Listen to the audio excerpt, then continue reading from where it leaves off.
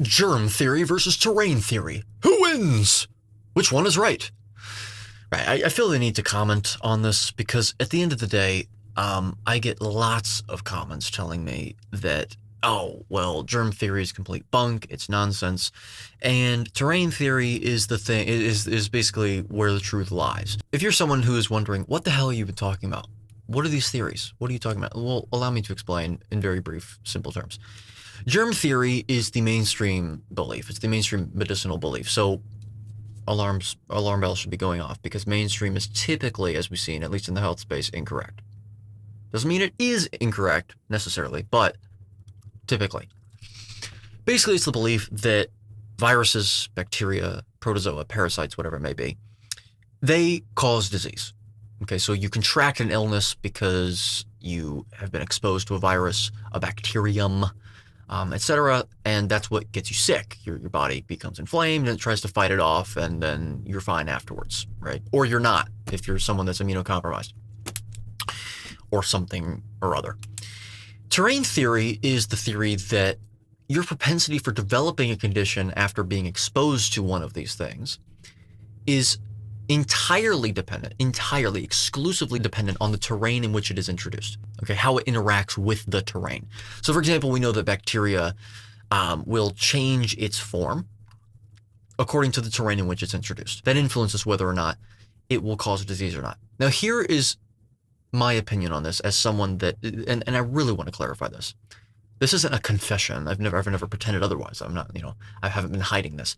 My fields of expertise, so to speak, are statistics, about 80%, I'd say, biochemistry, and then things like cellular biology. Muscle energetics is something that I understand quite well, pH balance and stuff, but I lump these all in to the biochemistry, human physiology realm.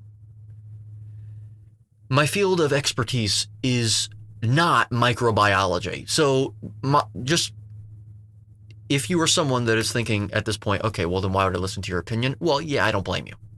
However, I felt the need to cover this because of how often I've had comments talking about this and being accusatory. So, what is my opinion based on what I know right now at the moment? And again, this might change. I'm a very curious thinker. I like thinking aloud a lot of times. But anyway, my understanding is that both of them, first of all, on a logical basis, they are not mutually exclusive. Logically speaking, they can both exist in a hypothetical realm without being in direct opposition of one another. Okay, your terrain can matter, and also your exposure to other things can matter. Okay, that's kind of how I fall into this today. However, that doesn't mean that I believe that both are equally as important. That is where I think a lot of people will actually be very, very happy to hear my position on this.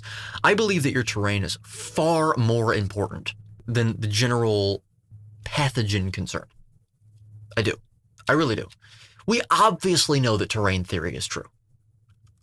We know that it is true. If you're a healthier human being, your propensity for developing an illness after being exposed to the same bacterium as someone else, maybe your genotypic twin that does not have your same healthy phenotype, it's going to be a lot higher to your propensity for contracting the illness is going to be a lot lower than the other person, than your hypothetical twin there.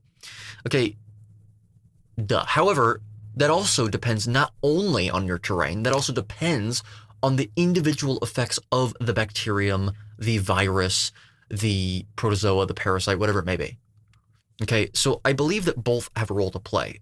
We know that when antibiotics came to the scene, I've gotten too ahead of myself, while speaking, and to the point where I've made some slight errors.